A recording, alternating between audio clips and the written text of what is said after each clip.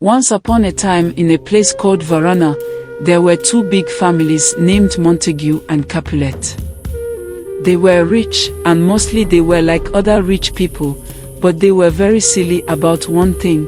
They had an old argument, and instead of making up like sensible folks, they liked to keep the argument going. So, if a Montague saw a Capulet on the street, they wouldn't talk to each other, or if they did talk, it was mean and rude. Sometimes, they even fought. Even their family members and servants were just as silly, so there were always fights and problems because of this Montague and Capulet argument. Now, Lord Capulet, the head of the Capulet family, threw a big party, a fancy dinner, and a dance. He was so friendly that he said anyone could come, except of course the Montagues. But there was a young Montague named Romeo who really wanted to go because Rosalind, the lady he loved, was invited. She had never been nice to him, and he had no good reason to love her, but the truth was he wanted to love someone, and since he hadn't found the right lady, he ended up loving the wrong one. So, Romeo came to the big party at Capulet's house with his friends Mercutio and Benvolio. Lord Capulet welcomed Romeo and his two friends very nicely. Romeo, wearing a black mask over his eyes and nose, moved around the party with many other people dressed in fancy clothes, velvet and silk for the men, with jewelry on their swords and collars, and the ladies wearing shiny gems on their chests and arms with valuable stones in their beautiful belts. Even though Romeo had a mask on, everyone could tell he was much more handsome than anyone else in the room just by looking at his mouth, hair, and the way he carried himself. While he was dancing, Romeo noticed a lady who was incredibly beautiful and charming.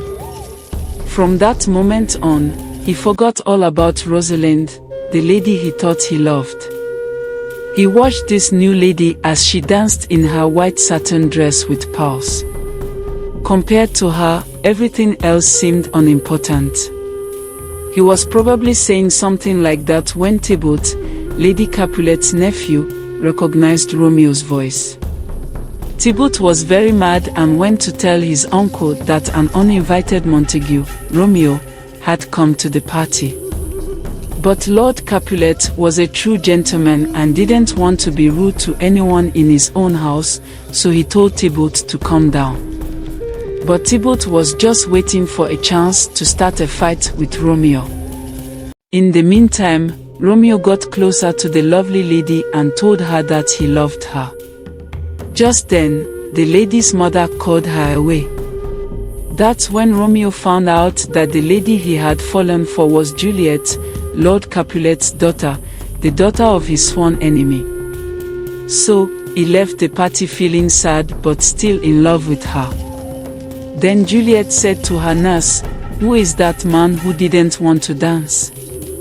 "His name is Romeo, and he's from the Montague family, the enemies of your family," replied the nurse. Juliet then went to her room and looked out of her window at the beautiful garden lit by the soft moonlight. Without Juliet knowing, Romeo was hiding in the garden among the trees because he couldn't bear to leave without trying to see her again. She spoke her secret thoughts out loud to the quiet garden, confessing her love for Romeo. Romeo heard her words and felt very happy. Hidden below, he gazed up at her lovely face in the moonlight, framed by the blooming vines that surrounded her window. As he listened and watched, it felt as if he had been transported into a dream, placed in that enchanting garden by some magical force. "Why are you called Romeo?" Juliet wondered aloud. "Since I love you, does your name really matter? Call me anything but Romeo, and I'll adopt a new name from now on." "I'll never be Romeo," he declared, stepping into the bright moonlight from the shadows of the cypress and oleander trees that had concealed him. At first, Juliet was frightened, but when she realized it was Romeo and not a stranger, she was filled with joy.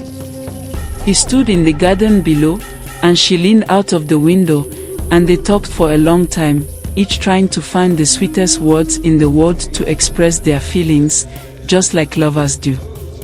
Every word they spoke and the beautiful harmony of their voices together were recorded in a golden book. Time passed quickly, as it often does for people in love who are together. When the time came to say goodbye, it felt as though they had just met, and they hardly knew how to part. "I'll send for you tomorrow," Juliet promised. With staying together and feeling very sad to say goodbye, they finally bid each other farewell. Juliet went back into her room, and a dark curtain covered her bright window. Romeo departed through the peaceful and dewy garden, feeling as though he were walking in a dream. The next morning, very early, Romeo went to Friar Lawrence, a priest, and told him the whole story. He asked the friar to marry him and Juliet without delay.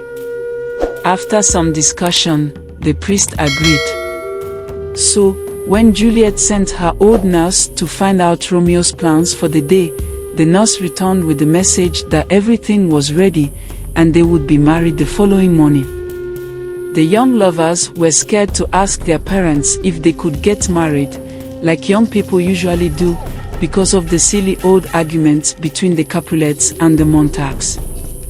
Friar Lawrence was ready to help the young lovers secretly because he believed that once they were married, they could tell their parents, and it might bring an end to the old argument. So, early the next morning, Romeo and Juliet got married in Friar Lawrence's room and said their goodbyes with tears. Romeo promised to visit Juliet in the garden that evening, and the nurse prepared a rope ladder to lower from the window so Romeo could climb up and talk to his beloved wife in private. But something terrible happened that very day. Thibaut, the young man who had been so angry about Romeo going to the Capulet's party, met him and his friends Mercutio and Benvolio in the street. He called Romeo a bad person and challenged him to a fight. Romeo didn't want to fight with Juliet's cousin, but Mercutio drew his sword, and they fought. Sadly, Mercutio was killed. When Romeo saw his friend was dead, he forgot everything except his anger toward Thibaut, and they fought until Thibaut was killed too. So, on the day of their wedding, Romeo killed Juliet's cousin, and he was ordered to leave the city. Poor Juliet and her new husband met that night as planned. He climbed the rope ladder among the flowers and found her window. However, their meeting was sad, and they parted with tears and heavy hearts because they didn't know when they would see each other again. Meanwhile, Juliet's father, who didn't know she was married, wanted her to marry a man named Paris. He got very angry when she refused and went to Friar Lawrence to ask for advice. The friar suggested that Juliet should pretend to agree to marry Paris, and he said, "I will give you a drink that will make you seem dead for 2 days. When they take you to the church, they will actually be taking you to your burial, not your wedding.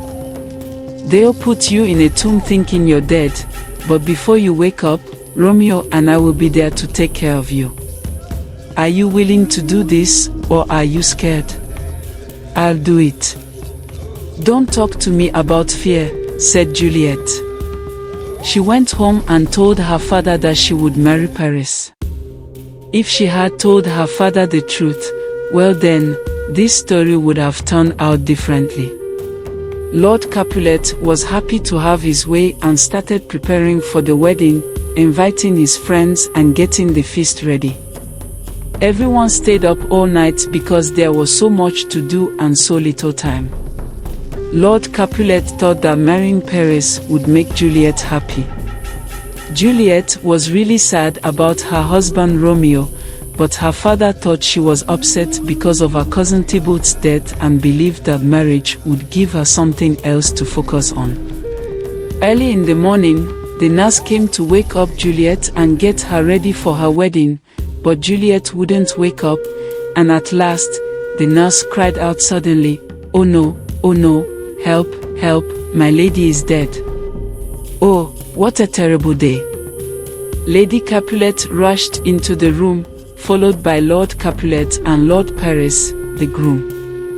There lay Juliet, cold and pale, and no amount of crying could wake her up.